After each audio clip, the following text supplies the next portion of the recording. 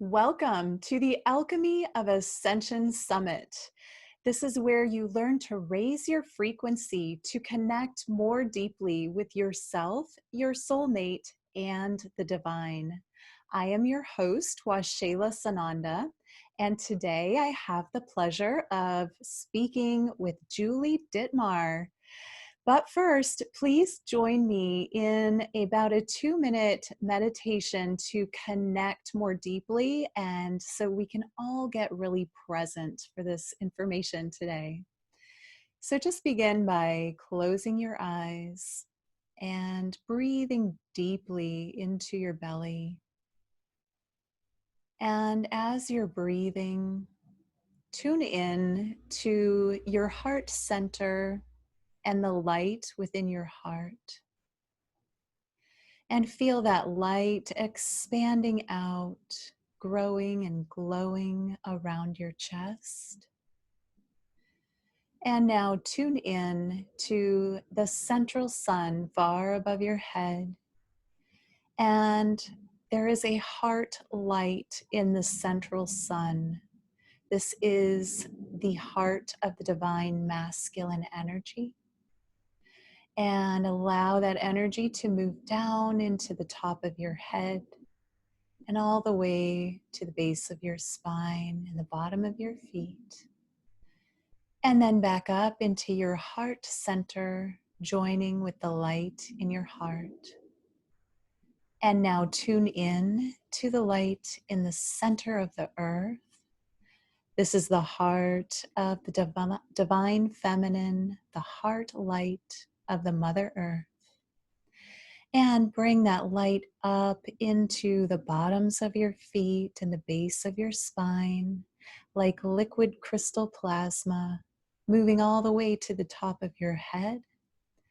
And then bring that divine feminine energy into your heart center, joining with the light from above and the light within you.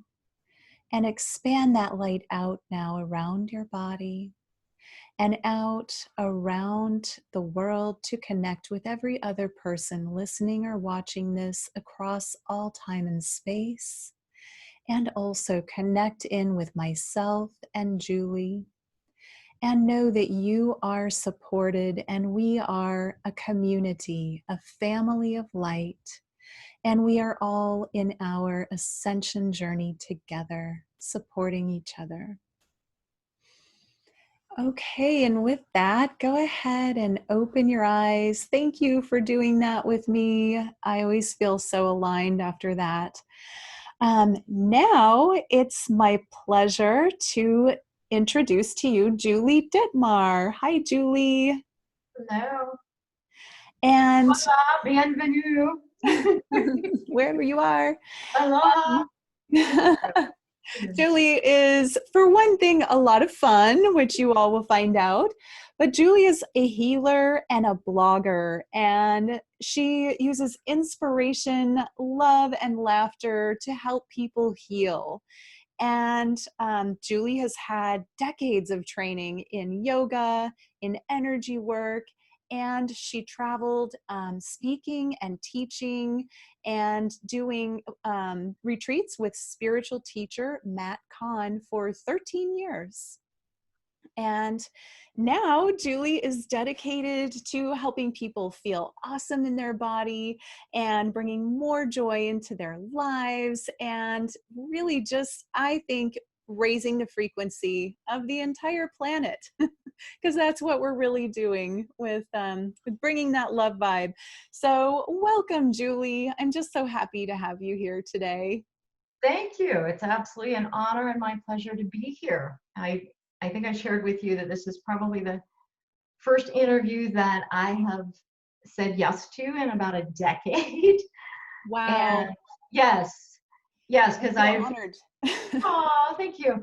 Because I've been on the other end, I've been on your end of facilitating and doing a 3-year radio show that Matt and I did together and all of our angel academies. And so this is a little different for me, and I'm kind of in the mode like a lot of us are, feeling that energy on the planet of like it's time to do the things we've never done, or it's time to do things that really scare us and push us, just because we're at a certain age, just because the world is the way that it is and where things are going, and we want that kind of enlivenment. We want to feel alive and feel juicy. And so I thought, why not? This is good. This is very Hmm. good. And you're beautiful. You're amazing. And so are you. And you Thank have you. wings. Look at your wings you have there. The wings. You're wearing them right there for everyone to see. I love it. Hmm. Well, I'm so grateful. I didn't realize 10 years. I was thinking you had said a year, but wow, at a zero. I feel very honored to have you. And so, the way I see it is we've if I mean, and for those who aren't familiar with Matt Kahn, he's a well-known spiritual teacher. And I personally, watched a lot of the videos, and I knew that you were there because I would hear your voice and I would see you in the newsletters and things, but I didn't know much about you, or like, to me you were behind the scenes. I realized you were in front at the actual seminars teaching with Yes. them, but for us who were just watching the videos, we didn't really get to know you. So I want to take this as an opportunity to kind of know who you are and what makes Julie shine. So what I'd love to start with is just a little bit about your awakening to spirituality. Did you have a long, slow awakening, or how did it happen for you? When did I realize I was a unicorn? Yeah, exactly. I would say elementary school. It was young. Um I'm a Scorpio, so I came in just alive with mystery and magic. Um, I look back at my elementary school days, and I really firmly believe that I remembered past lives of being an herbalist and a witch, and having all these great lives as a healer. And so I was in first grade going around the playground trying to gather all the girlfriends together for a little coven. And I wanted to chant songs, and I wanted to dance around trees, and I wanted to cast good spells because I was always very good, always of the light. And I would mix little potions. I actually ruined my mom's antique dresser because I thought I was this great alchemist. And she came home, and I was just stirring up all these things on the top of her dresser, and it took off the finish. So I would say at a very young age, I was very aware that there was magic in life to explore, and there were things going on in the world. And the questions that I asked at a young age were, who am I and why am I here?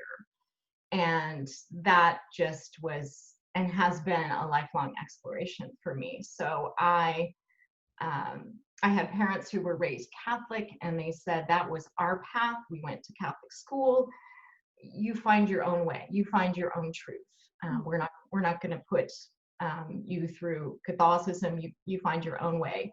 And so I kind of explored the church sampler platter. I went to Presbyterian church, and I went to Lutheran church. I lived in Alaska and went to this sweet little log cabin Presbyterian church that everyone would get up and sing these very stiff hymns, and try to be good during the week, and in between Sundays. And it was a really deep church sampler platter exploration, and I started to find there was a little bit of truth in all of it. What I didn't resonate with was a lot of the fear, and you are bad and you are wrong. There's something about that just felt off to me. I thought, if there is a God, I don't feel like there is going to be this day of reckoning where we are judged on our moral character. I think I tried that on for a little while, and that didn't feel good, and that felt too stressful.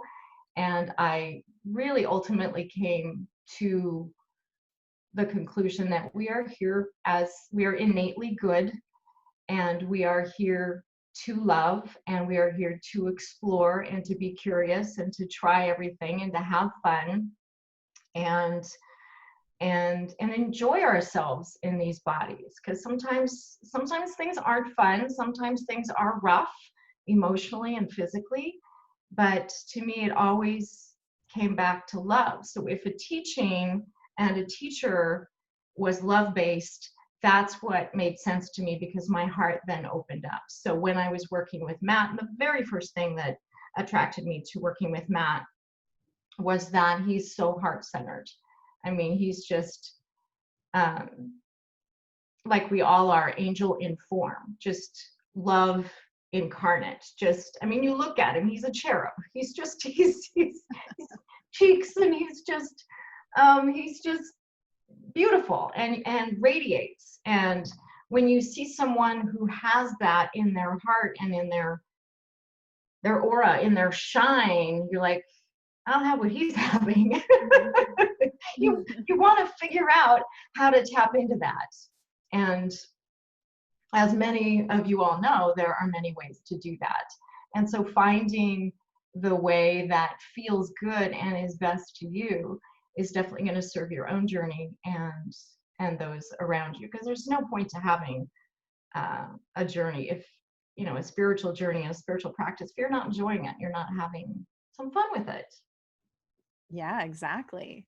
So Yeah. So you knew pretty young that there was more going on than the 3D world, and you were having mystical or magic experience even as a child. oh, yeah, even just the mother-daughter intuition connection. I mean, in those days we talked about ESP, Right. and now we call it intuition. Yeah. But oh yeah, my mom's rocking intuition. She knew everything, and she knew things before I knew them, and she would call the school if, you know, if I hadn't even called home yet to say something's going on, she'd be calling the school. It's pretty astounding, and that just made me very curious. And then having people pass in my life and cross over, and having some mystical experiences around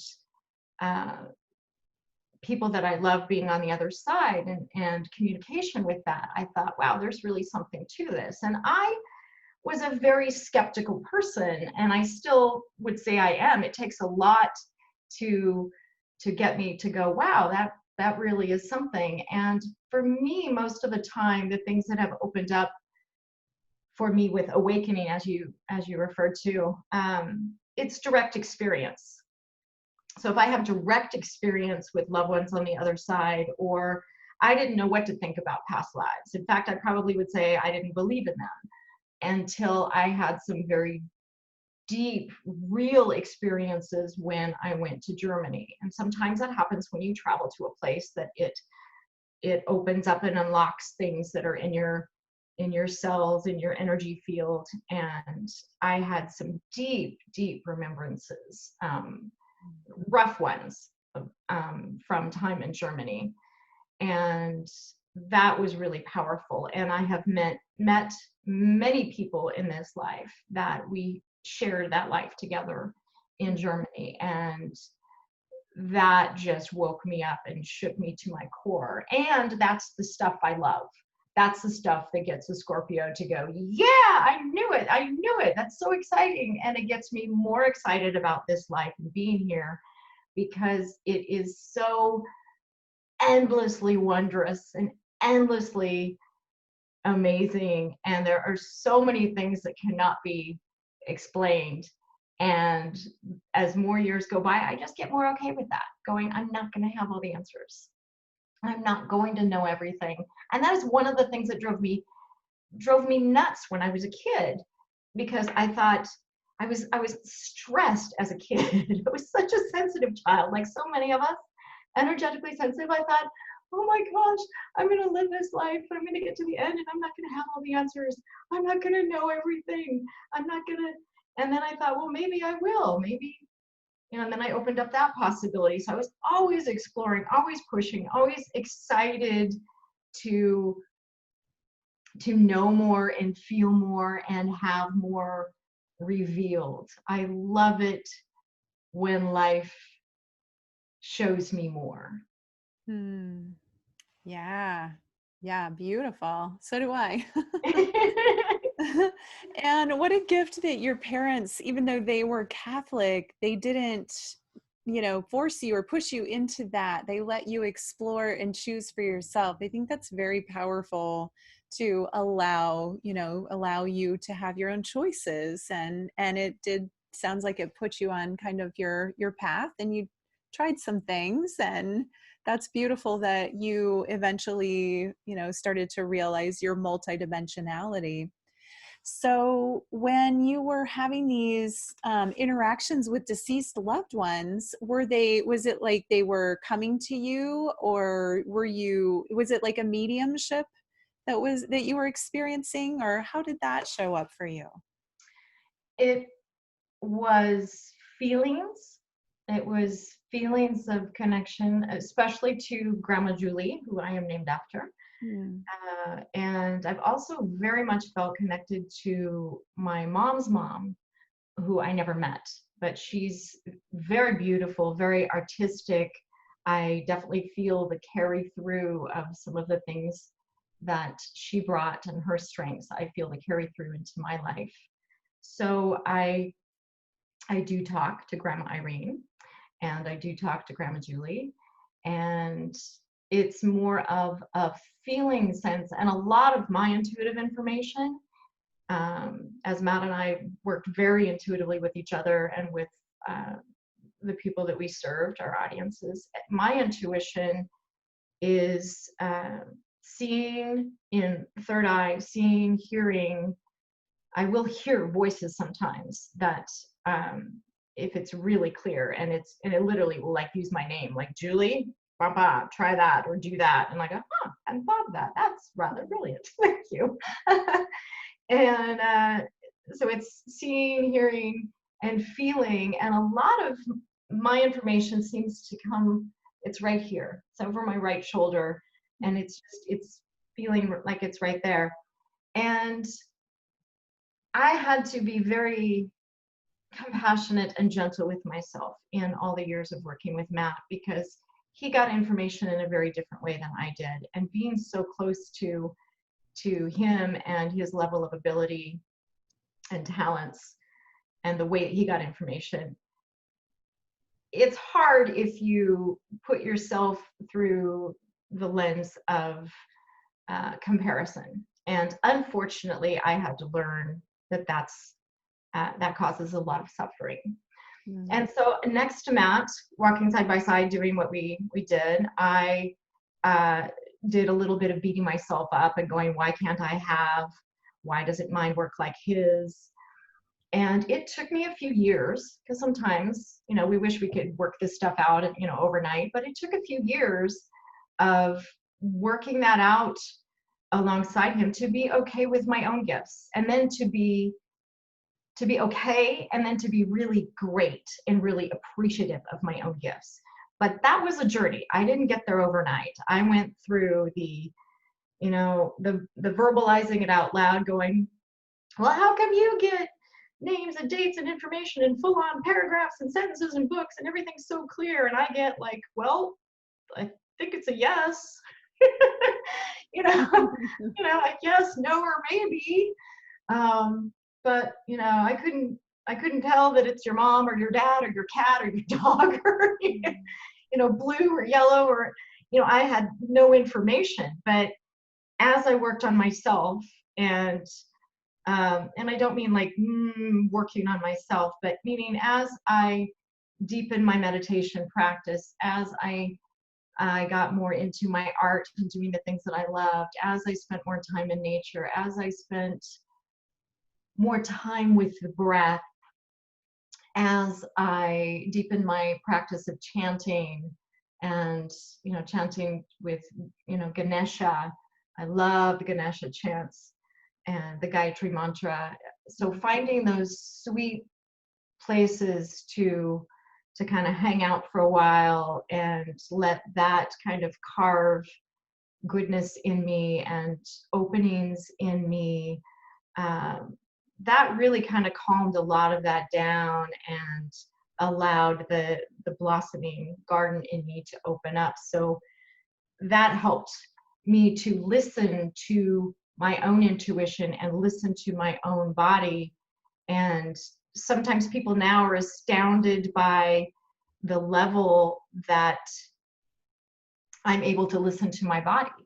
And that's many years of a really deep journey of chronic illness and having things not go well and not go right in my body, to the point that I can feel things now in my blood. I can feel what the entire nervous system feels like.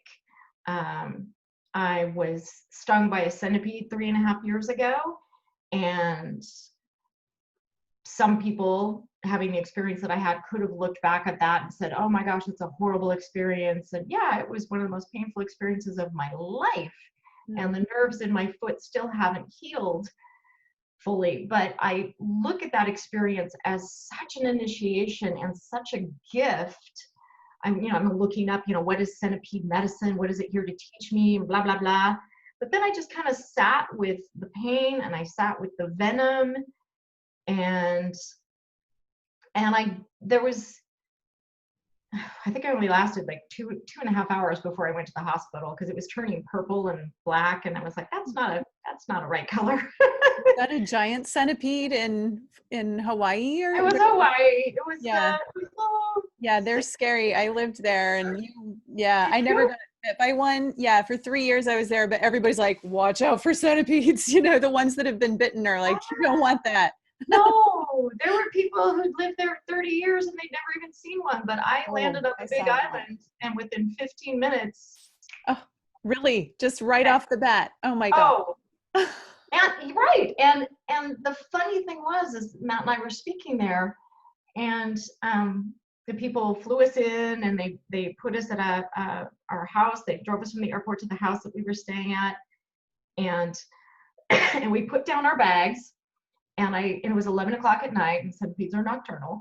And I said, oh my gosh, it's so beautiful, and it's so warm. It's such a nice break from the Seattle weather. Let's go out and take a walk. And we were out taking a walk, and it's just like a suburban little sidewalk, and there are plants on the side, but it's, paved sidewalk. And we were in front of the house we were going to speak at, the place we were going to speak at, the temple. And it had these beautiful doors with these big metal knockers that I love doors. I love doors, love windows, just the art of them. And so I was just standing there in this moment of complete gratitude and openness of like, oh, isn't that beautiful? And literally like on cue in a movie, isn't that beautiful? Bam. And it was just this little tiny space between my sandal straps. And I just was like, well, if that wasn't meant to be, because 15 minutes on the island, right between the sandal straps, it could have gone a little, a half inch that way, it would have been fine. And the most incredible pain. And I just was like, please give me more superhero powers, please, please. It's got to be worth something. But it showed me how strong I am, how I can endure more pain. It showed me a lot more about how sensitive and how I feel things in my body. And that's part of my intuitive gift, is feeling, not only do I feel what's going on in my body at a super duper heightened level than I ever have before, but I can also feel that in other people's bodies. So if I'm around someone else that is very empathic, many of us are empathic and have that gift, whether we know it or not. And there are ways to cultivate that. Matt and I both talked about how to cultivate the intuition and how to understand how to move through life as an empath, because there are challenges of that, but there are huge gifts. And I never looked at the Centipede experience as, oh my gosh, that's a terrible, horrible thing. I literally, I was so proud of myself after all the years that Matt and I worked together. That was where the rubber really hit the road for me. And I was laying on the couch, elevating my growing foot. And I literally went into whatever arises, love that. I wasn't mad at the Centipede. I wasn't mad at life. Very easy to go there. I literally put my hand on my heart and I did the practice that we had done with everyone everywhere we went. I just went, oh, Julie, I love you. I know this hurts so bad, baby. I love you so much. I love you. And then I did that with my foot. And I said, and then I eventually got around, because I had some time, because I was just laying there swelling and swelling and swelling, to bless the Centipede and say, thank you for these gifts. Everything is here to serve me. Everything is here to help me, which Matt wrote his second book about. Everything is here to help you. But it wasn't until that moment that I really got it. And I went, everything is here to help me. And even though there was this heat and intense pain, I intuitively felt in every fiber of my being, which is why I didn't get upset at all, this is an initiation of some sort. I don't have, yeah, that's what everyone thought. It was like, oh my gosh, you've been initiated. But I thought it first, felt it first, then it came out of Matt's mouth, because I was like, I feel like this is some sort of strange initiation. And then Matt said to me, I think this is an initiation. And then we went to our event and spoke 3 days later. And we had told the people who had brought us in to speak, and they told a couple people, and they told a couple people. So by the time everyone showed up at the event, the whole island, I think, knew, and they were like, how's your foot, Julie? I'm like, oh my God. And they all were saying, God is painting us, really love you. This is an initiation. And I'm like, well, she sure knows how to make an entrance. My goodness. But I was looking back on that as such a powerful time of transformation, and such, there was incredible peace. I don't even know how to describe it. It's a mystery. It is a mystery. And that's why I'm smiling, because I just love mystery so much, that in the middle of all that pain, there was such a peace and such an okayness and such a, and this too. And this too. And I thought, wow, this is amazing. I never truly knew that place existed until that opened up in me. And that was, because you asked about awakenings and openings, and it's like the Centipede was a big one for me, because everything that I'd been working on and training and exploring and curious about, it all kind of came together then. And the other moment I could point to, little shout out to Ventura, California. Matt and I were on stage in Ventura, California, and just like any other time, we're both sitting on stage, and I would do the opening and grounding and the meditation, and then Matt would speak. And we all had experiences when Matt spoke, and it was all this moving a lot of energy in us. And people would come to our events and just, minds would be blown, and the cells would, pop, and it just all this great stuff would happen in our 2-hour events, our day-long immersions, our 5-day retreats. But imagine that, anyone who's attended those events, imagine that 24/7 for 13 years. It was a pressure cooker. It was a lot. And Centipede definitely got things rolling, but then in Ventura, and I've been one of those people, and I'm sure there are many people on this call who can relate, who sat at home, feverishly praying for I want to be enlightened. I want to be awakened. Please, hit me with the lightning bolt. Hit me with have angels sing to me. I wanted all these great experiences so badly.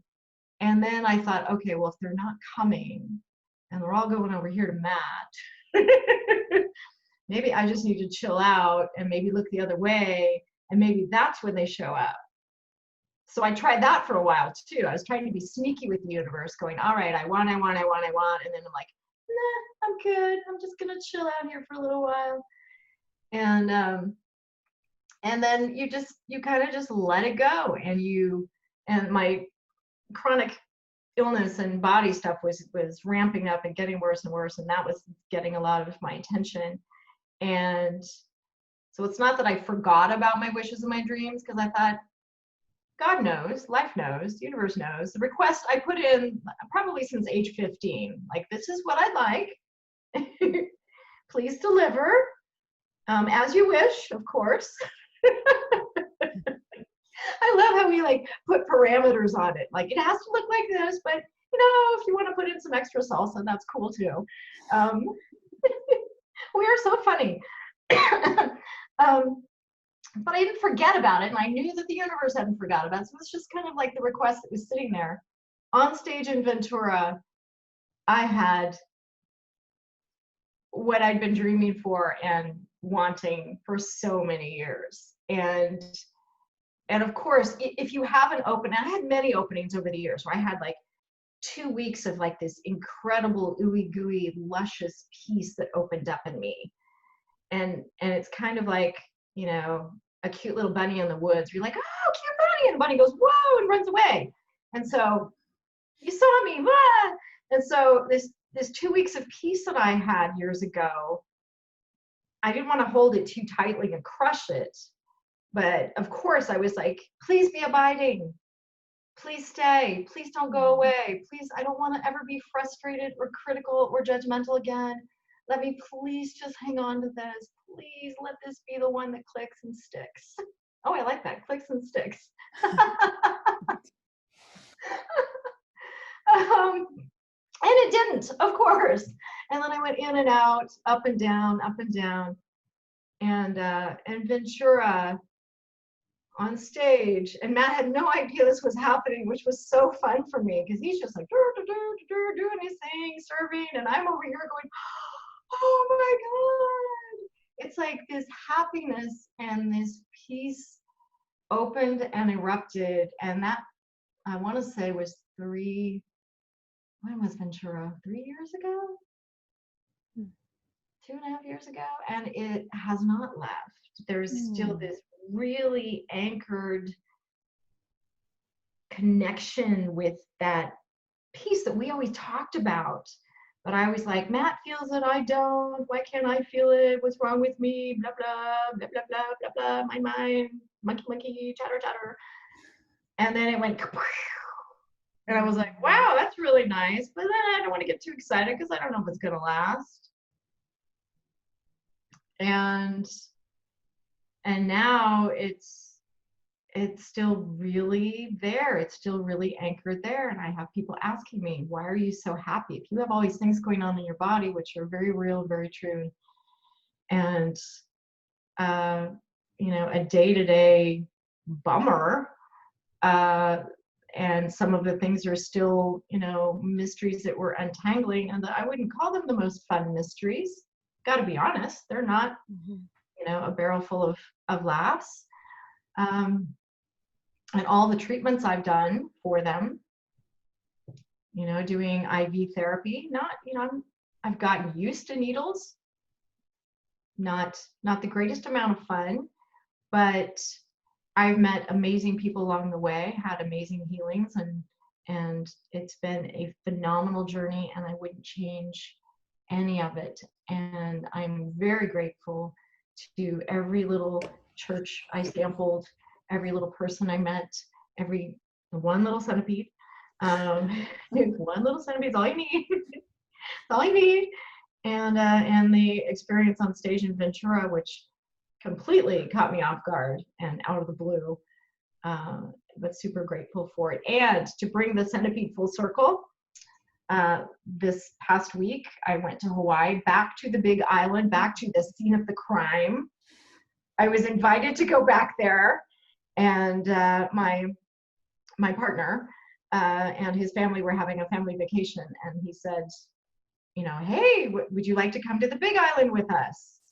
And I kind of paused and made a face like, and he's like, what? It's Hawaii in the middle of Seattle winter. And I'm like, and I told him the story, and he goes, I'll protect you. And I'm like, I said, I don't know about that. I said, if one is running for you, I might like throw myself in front of it, in between you, because I said, I don't want you to go through this.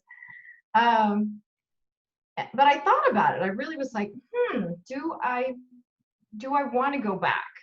Do I need to go back?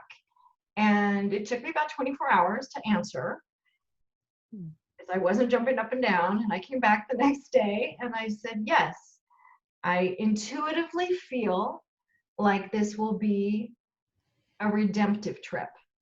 I feel like I didn't get to enjoy it last time. We had to cut the trip short and come back early because I was just in too much pain to enjoy Hawaii.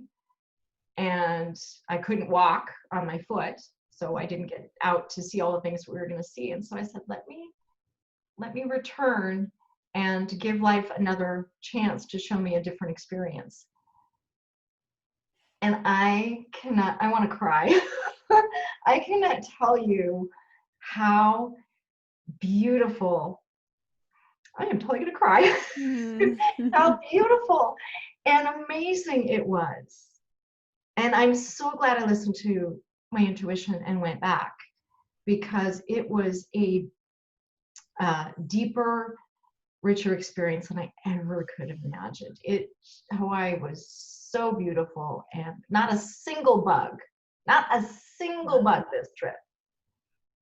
And I was like, wow, maybe I've finally made peace with the bug world, because every trip I've ever gone anywhere in the world, they come to me.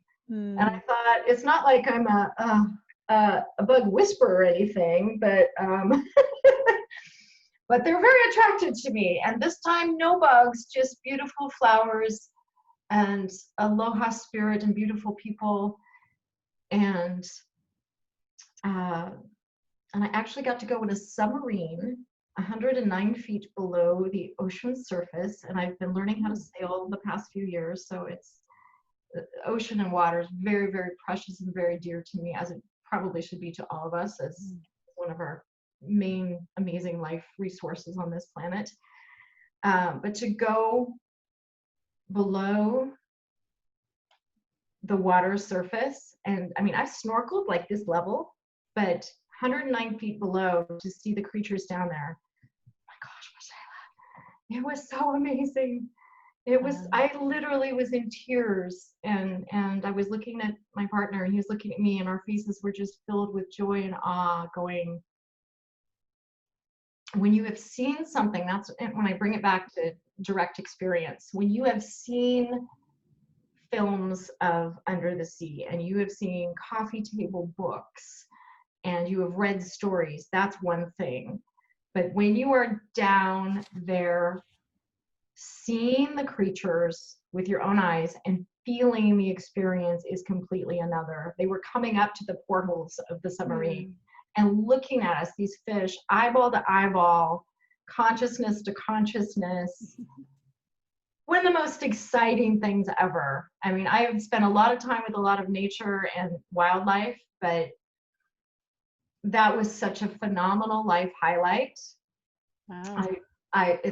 It's hard to even find words for the level of emotion that we felt, and just sacred and profound and beautiful, and the beauty that I didn't know about eagle rays. Eagle rays were just like flying through the water, huge wings, I call them wings, big long tails. And then they don't usually see sharks, but we had 3 sharks, and around a shipwreck, and just pure life's pure magic. It's like when we get out there and experience life's pure magic, there's nothing like it. Wow. That's definitely on my bucket list now. I haven't done that. I've done the snorkeling, but I have Yes. not gone in a submarine. So tell me, what has been your magic lately? What has been something in your life that you're like, oh, that really just moved me to tears, that surprised me, that opened me? Well, mine also. I went to Kauai last August, and something that I really wanted to do was swim with wild dolphins. And day 2 that I was there, the dolphins showed up, and I got to swim with wild dolphins, and that Yes. was really amazing. There were lots of them, and it was an incredible experience to be in the water with them and feel that frequency. And it was just very opening, just very inspiring. So that was one for me. But I Beautiful. have another question for you. Oh, I'm ready. um, you've mentioned before that you had a Kundalini experience, and I believe you said it was an 8-year Kundalini experience. What is an 8-year Kundalini experience like? Can you share about that? I didn't even know what Kundalini was. Didn't know whether it was something to believe in or not. And Matt and I both went through Kundalini awakenings, and neither one of us knew anything about it until we were in it and it was unfolding. So it is an energy coiled up like a snake, they say in the yogic traditions, at the base of the spine. And that energy can awaken through various means. Sometimes we would have clients come to us who had Kundalini awaken through childbirth, when they had their son or their daughter. All of a sudden they were having these symptoms, and they were having, light flashes that they would see. They would have dizziness. They would have rushes of heat. They would have really sudden emotional bursts. Or sometimes it would be a rush of heat out the top, coming up and out the top of the head, and then a cooling. You get really chilled afterwards. There would be spontaneous mudras and movements that people would just, and we didn't know what this was at first. So we were going through this, and the audiences that were coming, we we were an interesting bunch. So if you were not going through a Kundalini awakening and you came to one of our events and looked around, you might be like, what is going on with this crowd? Because everyone has got an elbow flying up and twitching. What are they taking? Or they're doing, what was that? Like, what are they taking? Right. Their arms are swinging up and they're doing this, and they're swaying back and forth. And you're like, what is going on? Or sometimes it's vocalizing too. So sometimes Matt and I would be talking, and someone in the audience would be like, whoop, or whoop, and just these sudden sounds of movement, sounds or of movement. And so yeah, you could absolutely wonder what was in the tea that day. And that's Kundalini. So, and it shows up differently for other people. So I have friends who have gone through Kundalini awakenings, and it's very twisty for them. It's very swirly energy as it's moving up from the base of the spine, moving through all the chakras and out the top of the head. And depending on what you have going on with different chakras, physically, emotionally, that energy can flow very smoothly, or it can cause a variety of symptoms at each chakra. So it can cause, reproductive tract kind of things, urinary things, stomach issues, intestinal issues, and then palpitations of the heart. When it gets up to the heart, it can make your heart race. When it gets to the throat, you can have symptoms of feeling like you're choking or gagging, or it's not just the speaking your truth kind of thing. It can be very physical. You can get neck aches, you can get headaches. It can manifest in your teeth and jaws, and your eyes. It can, you can have blurry vision, or, as I said, headaches, earaches. So it can have all these different things through all the chakras as it moves. So for Matt and I had similar symptoms. We would get headaches, we would get swirlies and dizzies and feel like you're falling over. I would sit there and I go, is this perimenopause? He wouldn't ask that question. Right. But I would, and I'm like, oh, maybe it's that, because I was always thinking it was something else because I didn't know about Kundalini. And then he intuitively, I believe that's how it happened, was he was the first one to go, this is Kundalini awakening. And so he intuitively got the information from his guides and guidance what it was. And then we did a little research. I found the book, I believe it's by our publisher, Sounds True, called Kundalini Rising. It's a white cover and it's got a red kind of swoopy flame on the cover. That is my favorite book, Kundalini Rising. I think it's called The Spiritual Energy of Awakening. That I would recommend to anyone and everyone on this call who is going through any level of Kundalini awakening, because that just made me feel so sane and relaxed around what I was feeling. So Matt and I manifested the zapping thing. It's like getting tasered. So 8 years, yeah, it was like getting tasered, not constantly, but off and on for 8 years. Like, seriously, I mean, I would be sitting here talking to you, and all of a sudden I'd go, oh. And then Matt would look at me and go, fork in the eye, right? And I go, yeah, how'd you know? He goes, I get those all the time.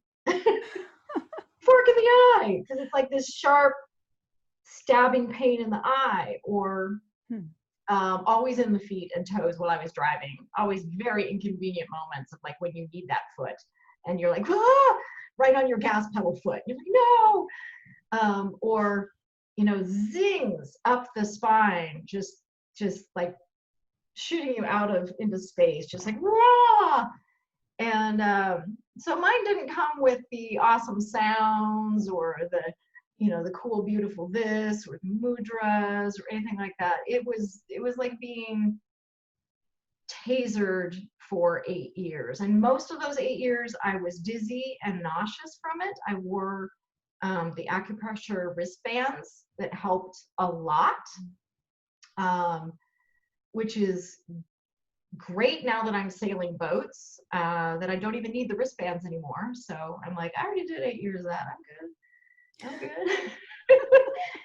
I did go through, I would say, a couple of years when it was really pushing through the throat chakra of feeling like I was having a hard time swallowing. That was scary.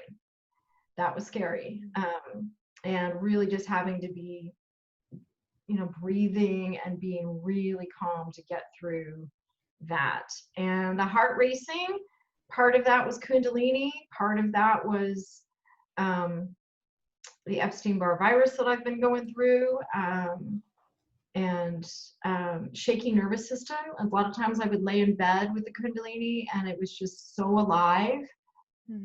And it's so much to feel. And I felt like a buzzing neon sign laying in bed. That's just like, the little sign that says open. And I'm like, I need to hit the off switch now. I'm just buzzing, open.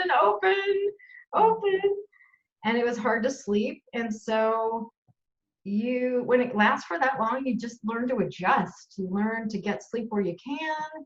You learn to breathe, drink a lot more water, do everything in your power to ground. So bare feet in Seattle is very cold, but those negative ions are awesome.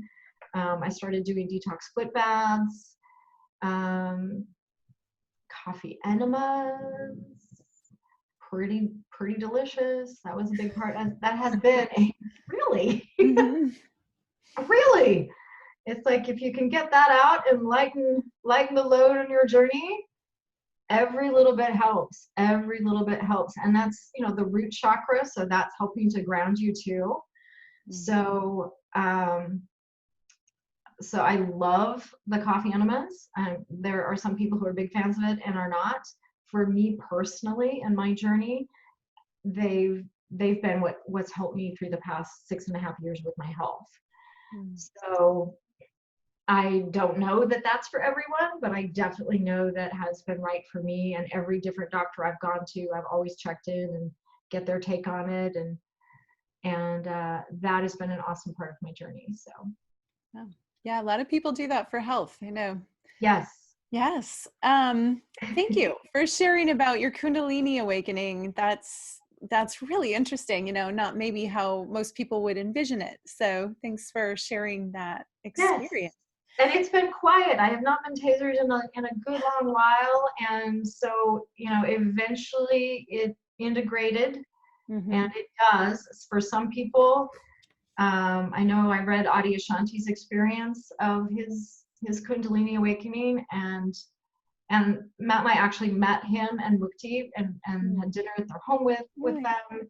And I asked him about it. I said, in your book, it sounds like, you just had a lovely little 15, maybe a little intense 15-minute experience. And he kind of laughed. He goes, yeah, it was a little more than 15 minutes, um, but he had a much shorter journey with that and more gentle. Not everyone signs up for short and gentle. What can I say? What can I say? I don't Sounds like recommend. your MO is not short and gentle. It's kind of Right. I don't know why I thought that this was a good idea in this life, but it's part of who I am. It's made me who I am, and your journey, whether it's been short or long or easy or hard, is part of your glow and your shine and why you are the way you are. And here we are. And here yeah. we are with each other.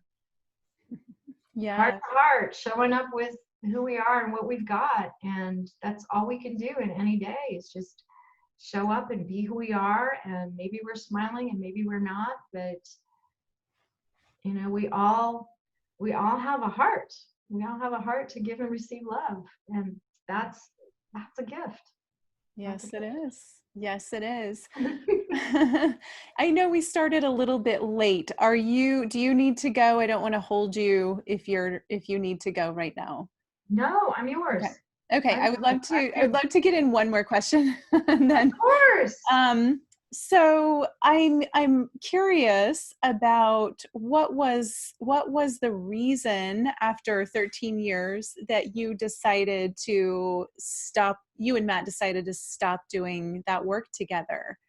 Do you want to share what happened or just why you made that choice? Thank you for asking that question. And this is the first chance I've had to publicly answer that. So I think that's a great question. Oh, good. Um, it was Matt's idea. We were poolside at a hotel, and I wouldn't even say it was his idea. It was his idea so much as it's what came to him. And I always kind of feared that day because Matt and I know how each other work intuitively. And I know his relationship with his main guide, Melchizedek, and I love Melchizedek. It's just like a papa figure to me. Just oh, so sweet. And I've never seen his guides or even seen my guides, but I feel them. It's like I know them through kinesthetic relationship.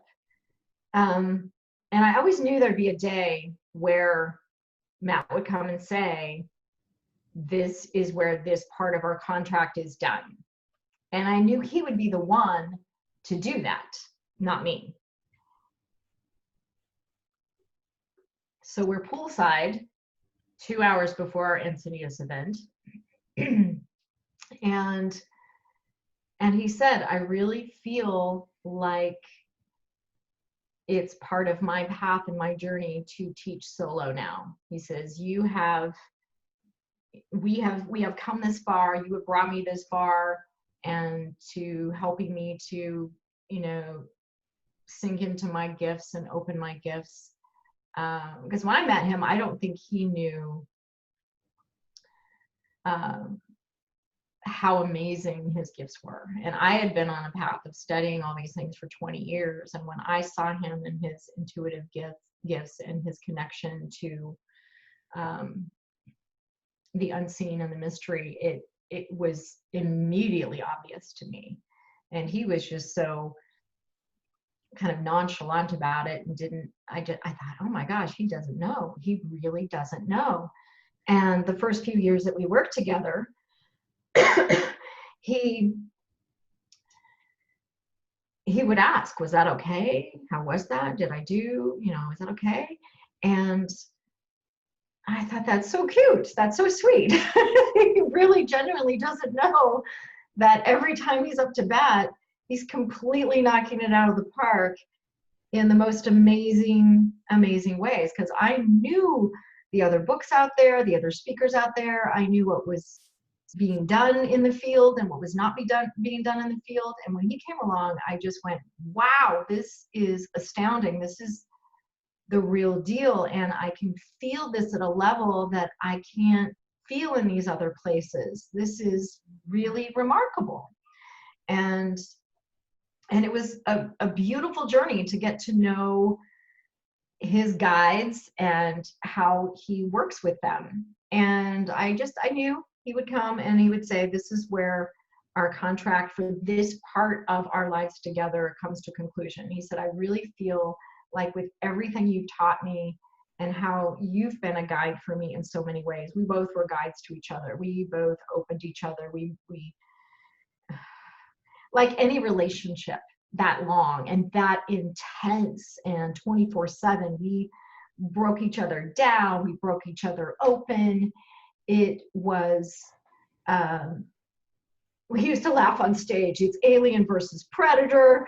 It's, angel and angel. It's, it's all things, because all relationships are all sides of all coins and all things. You can't, even if you're completely awake and aware, it's like you're still, relationship is such a powerful way to grow in life. And your spiritual studies, I mean, that's a pressure cooker. It's your university. We always talked about when you're in a partnership, a relationship, they're your study partner. Mm-hmm. And you may or may not be on the same chapter. I always felt like my spiritual journey, even though I had done all these things before meeting Matt, and he had done very little in some respects on the spiritual path. And I'm over here just studying and trying and classes and body and soul conferences and expos, and I was like putting it in, pouring it in. And he's just like, yeah, talk to angels, archangels, ascended masters. And I'm like, that's cool. Do you know what those are? It was kind of funny because I knew all this stuff. He was starting to really live and have these experiences and trying to figure out what he was experiencing. And then you put these two together, and I always felt like what I was going through were things that he had already experienced 10 years before. So I always felt a little like 10 years behind him. Mm-hmm. Even though there's no real behind. No one's behind anything. We're all, it's perfect for me. It was perfect for him. But he came to me and said, with, everything that we've done, everything we've experienced, it's time for me to teach on my own. And even though it's not what I wanted and felt, I intuitively was feeling like another 2 to 3 years would have been feeling about right for us to then make a pivot and a change with what we were doing. When he said that, even though there was a little bit of stress of like, oh my gosh, we have so many things set in place for so long. I don't know how I'm going to untangle this and how I'm going to separate this out. So my mind went to the logistics and the business of like, that just feels like a lot. How are you going to do this without me? Because I've been the one who's been the driving force of all of this, allowing you to be the teacher and do what you do. I was really concerned about that. But in the midst of feeling the tremendous like details of that and feeling a little stress, Ventura and Centipede, still peace. That's when it really struck me, and I went, wow, I'm crying, I'm upset about this. But underneath, there's still this okayness and still this peace. And I thought that was really odd, because that didn't match the experience. I thought I should be really upset. I'm like, no. And I was really okay. I was really like, yeah. And so we began the process of like, how are you going to go teach on your own and be, you know, have your path? How are you going to do that?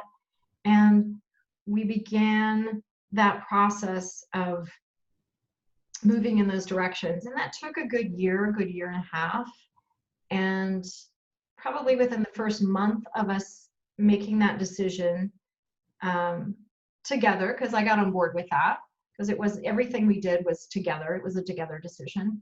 So even though he initiated or his guides initiated it, it became a together decision. And within the first couple of months, I remember being on the phone with Dr. Christian Northrup, someone I absolutely have loved my whole life and has been a huge part of, you know, the Women's Bodies, Women's Wisdom, watching her on PBS, and then very surreal to have her name and number in my phone and be on the phone with her. And she was so supportive of everything that Matt and I were doing. She listened to our Angel Academy.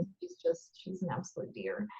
And I was on the phone with her, and she's like, how are you doing? How is this going with, you know, you going in separate directions? And she was cheering me. It's like, she's so supportive of both of us. She loves Matt, loves his gifts, but as a woman, talking with her, feeling so loved and so supported by her, and she's down, you know, further down the path of business and life and everything that I am, and can see things, and just, it was so beautiful, her sharing with me. And I would say she's got some intuition she's rocking as well. That's how she's been able to do and move in the world as she has so successfully. And she said to me, I think he saved your life by leaving the business. And I just kind of paused and I said, yeah, I do. Wow. Because I would have kept going another 2 to 3 years, and I didn't have it in me. And I was trying to make it through physically and get out there and get on the road and do another airport and do another city and serve more people and continue to do that. And my body was way past the no. And that's tough when you are a speaker, a performer, and people have purchased tickets to your events and they're showing up.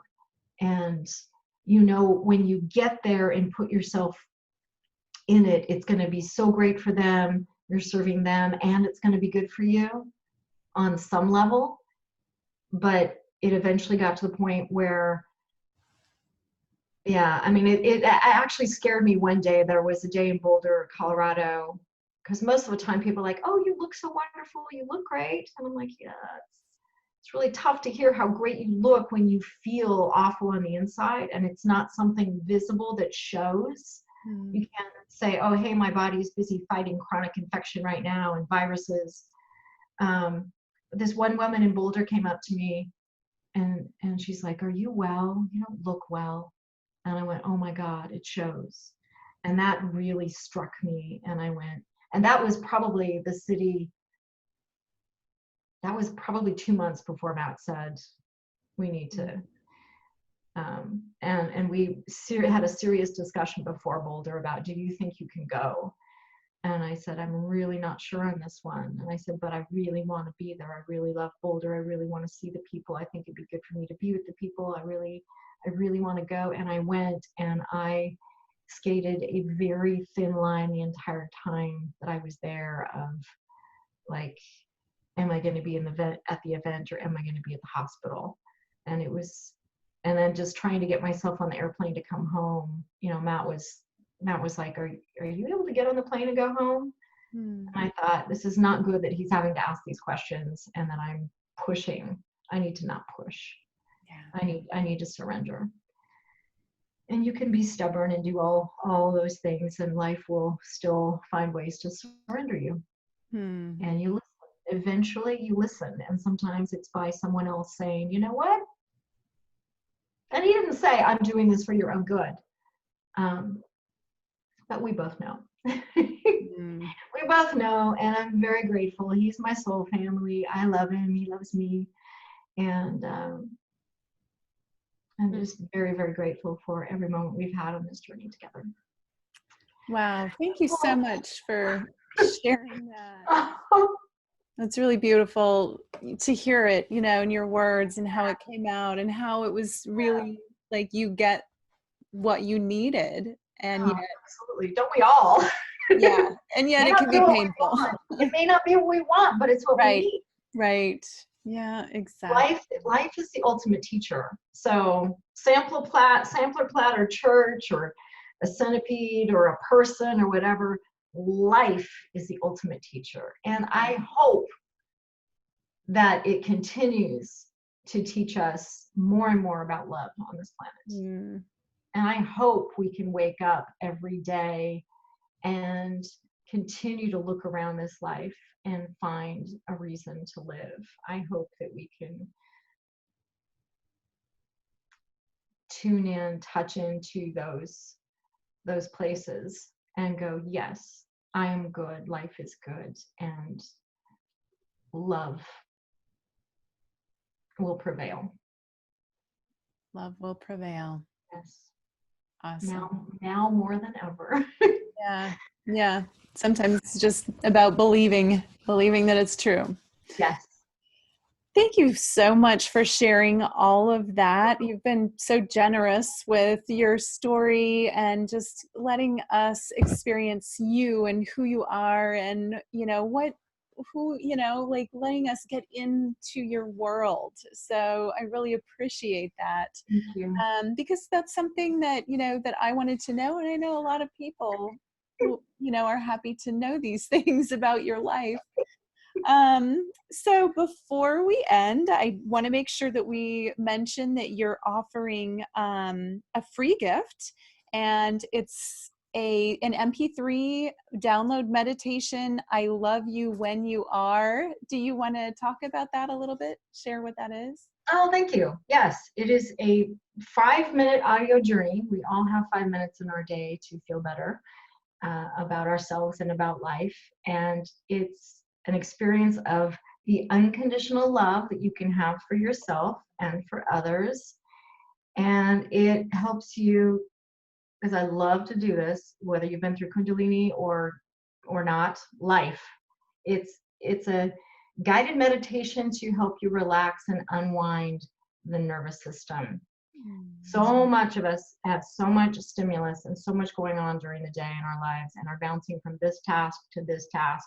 So this is a way to really unwind the nervous system, and you can do that literally in 5 minutes just by listening to it. So it's an invitation into loving kindness and compassion and greeting life with more gentleness and more acceptance.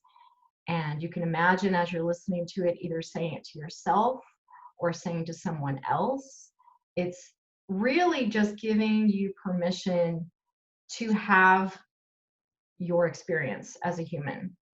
So sometimes we get in our heads and we get a little judgy and it takes us a little out of our heart.